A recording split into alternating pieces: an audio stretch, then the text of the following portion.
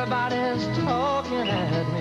Now from CRN Digital Talk, once again, George Putnam, the West's most honored reporter, reporting the news on TV and radio for over 70 years.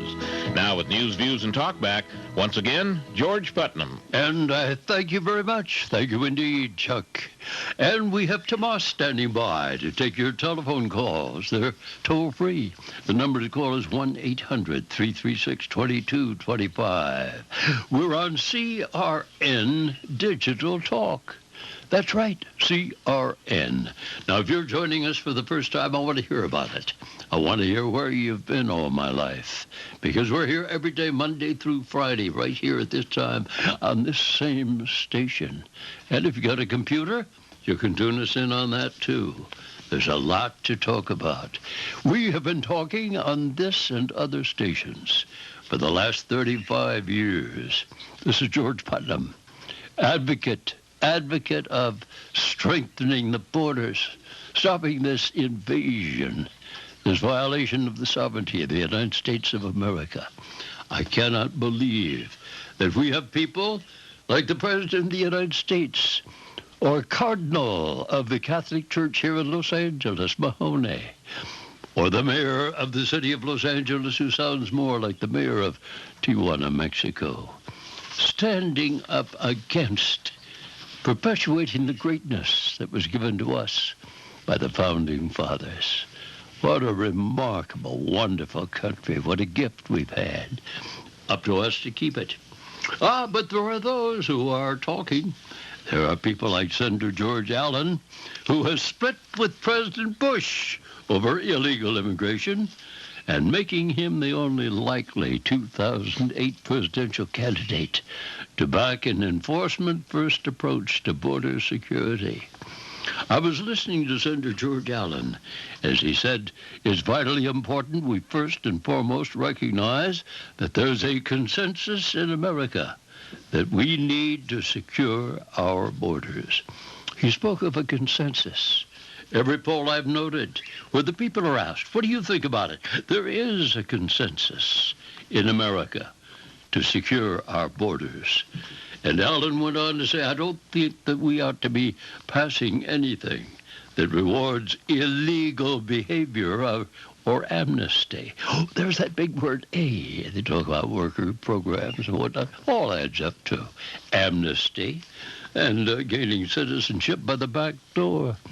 And he said, before adding pointedly, is that different than the president's position? George Allen said, yes, apparently so. Allen said that the Bush guest worker program would amount to rewarding illegal behavior, that it allows those who are here illegally to get in line to become a citizen.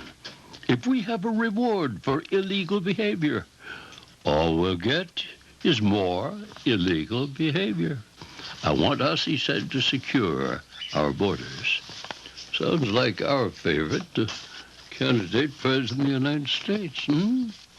Allen warned that we've neglected, as a government, the first responsibility, and that is to secure the border. To do that first and foremost, we need to secure our borders. My dear friends, we are, yes, a country of immigrants, of immigration, but we're also a country of laws, a country of laws. And when I read the statements by Arizona Republican J.D. Hayworth, representative, congressman, and what he had to say about the immigration situation, I said, get him, Chuck, get him. Arizona Republican Representative J.D. Hayworth. He said the pro-illegal immigration demonstrations, those that have swept our nation, send a message of intimidation. Those are the words of Hayworth, not Putnam. Intimidation. Sent that message to the public, which overwhelmingly supports tougher measures on border security. I praise you, J.D. How are you? George, I am honored to be back with you, sir, and I thank you, but I don't think it's any special gift. It's just I call it as I see it, and I think as most Americans see it, not freedom of expression, not a political demonstration in the sense of lawful citizens, but an effort by the illegal lobby to intimidate American citizens. That is what is afoot, and that is what you will see a week from today on April 10th. J.D., the thing that has made me ill is to see this mass of demonstrators on the streets, inspired, I've found, by Marxists, socialists, communists, activists, people who don't really understand. These kids don't know what the hell they're out there for. And here they're given the greatest opportunity in the history of America and the world. This wonderful nation, to give them an opportunity, and they're out on the streets yelling their heads off, undereducated. Go back to school, learn reading, writing, arithmetic, and contribute to this nation. Well, they have been afforded a golden opportunity, but, George, it's important to realize what these marches are not.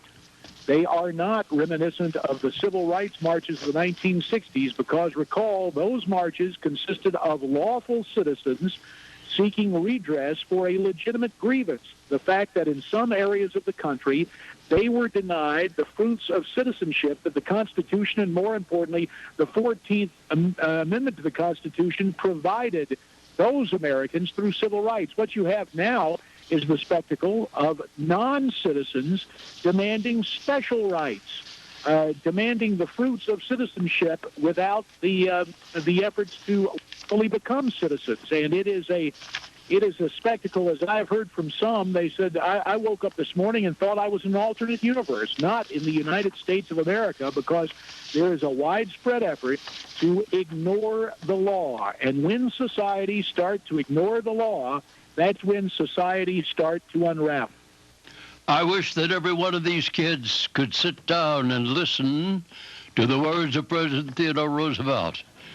Speaking in 1919, he said, in the first place, we should insist that if the immigrant who comes here, who comes in good faith, becomes an American and assimilates himself to us, he shall be treated on an exact equality. Everyone else.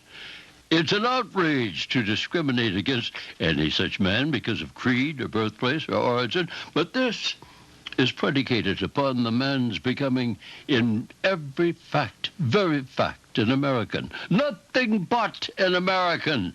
There can be no divided allegiance. I cannot believe these kids in the street that don't understand what we're talking about. And I write about it in my book, Whatever It Takes, talking about President Theodore Roosevelt, talking about what happened at the turn of the 20th century when we had massive programs approved by the Catholic Church, by the YMCA. Heck, even the state of Connecticut ran what was an approved program of Americanization. Yes, that's what it was called, Americanization. Assimilation, the notion that there is something unique to becoming an American citizen, the notion that you should understand English, the notion that you should understand the history of this country, what makes it unique, what makes it exceptional, the notion that, yes, there is an American dream, rather than what we have seen on the extremes here at the turn of the 21st century, where you have the multi-culti elite taking our national motto, which translates e pluribus unum, out of many one, reversing that to out of one, right. Many. Yes.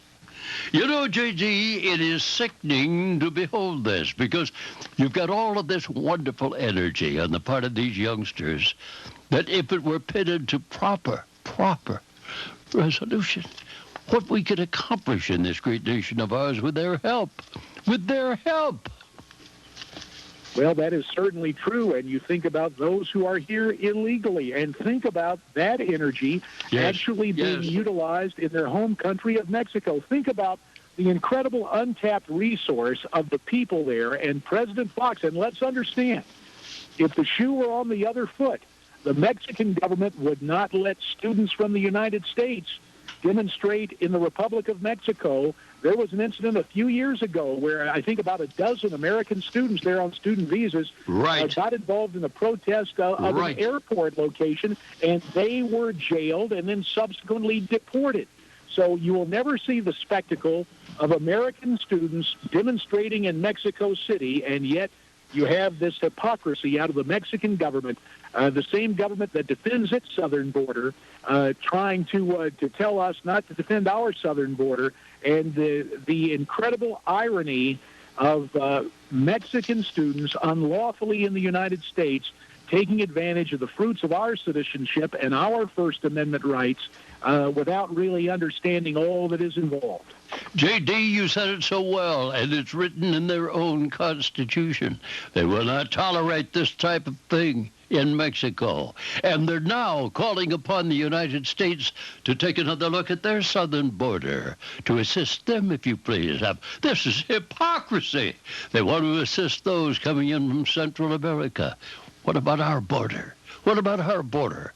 Fox, where are you? Come up, come up. I will tell you, Brer Fox made a business decision. We thought when he became the president of Mexico 6 years ago, with his background in international business and finance, throwing off the shackles of one-party presidential rule in the Republic of Mexico, George, people were so excited. And yet President Fox made a business decision, a short-term business decision that I think the ages will look back upon and say it was the wrong decision. Rather than try to reinvigorate the Mexican economy, he decided to use the United States as the safety pressure valve to send his citizens northward at virtually no cost to Mexico, but of course with the annual benefits of some $20 billion a year in remittances, mostly from illegal workers in the United States, the second largest moneymaker in Mexico, second only to the Pemex, the government-owned oil company, an energy company. And when we take a look at the multiplication factor, if you will, of the money, the way that it is able to change hands through those remittances, there could be arguably greater economic impact from the remittances sent from here in the United States to Mexico than even the proceeds of the huge Mexican-owned oil company. And that was the decision that President Fox has made. And rather than call him on it and say, reform your own country, sir, let Mexicans do it, he chose to instead really exploit the United States.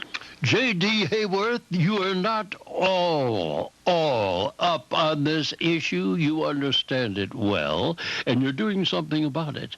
And as I look back those 70 years that I've lived through under the revolutionary government of Mexico, we thought when this new man came in that he was going to speak for the people, going to help the impoverished, do something for. He's as bad or worse than they were before. And you look at this overall situation, you say to yourself, by God, take another look at your own Mexican Constitution. Do something for the people. Now, the other day, speaking of oil, he proudly announced that they've discovered a brand new pool of oil. How are they going to use it? Well, I will tell you, sir, I would hope they would use it to help invigorate their own economy. Exactly. But, I tell you what, as you said, there's been such disappointment, and I realize that there are many in this country concerned about the upcoming presidential election in Mexico, concerned that Mexico may lurch leftward with the former mayor of Mexico City, a confidant of Fidel Castro and Hugo Chavez, taking power. He leads in the polls right now, and I'm not trying to be cheeky, but I just have to ask rhetorically, how can it be any worse than it is right now? There you are. Quite frankly. All right, I want to continue with you. Oh, God, what statements you're making and how we agree. J.D. Hayworth, he's the Arizona Republican Congress representative, telling it like it is. Hang in there. He's coming back in just a moment. Take a break.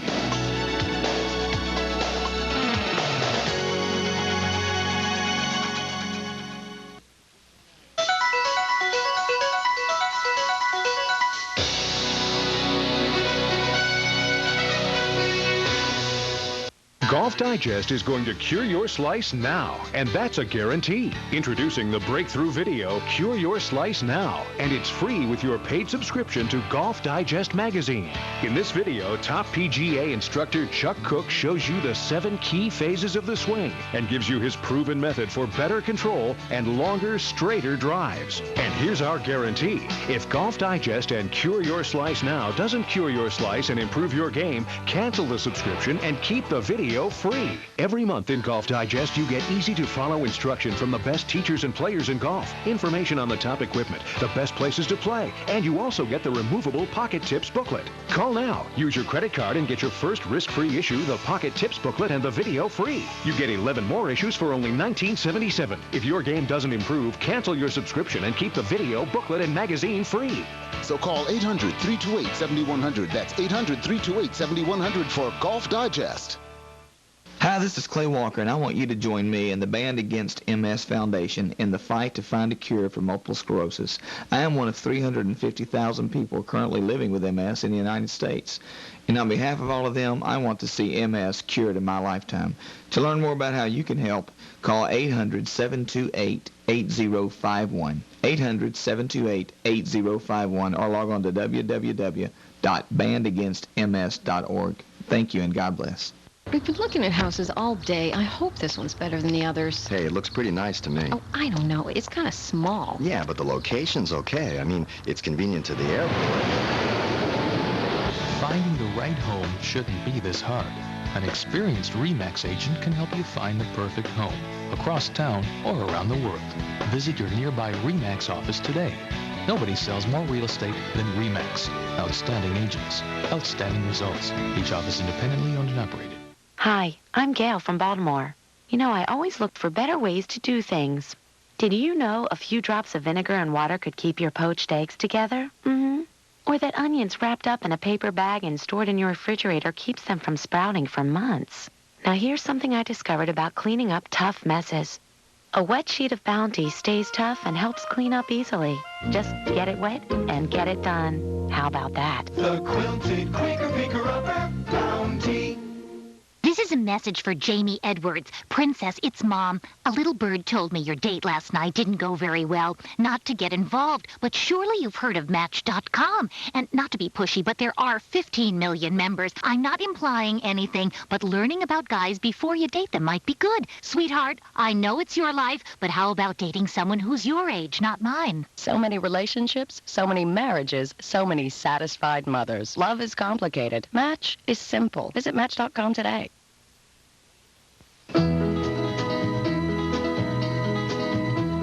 Everybody's talking at me.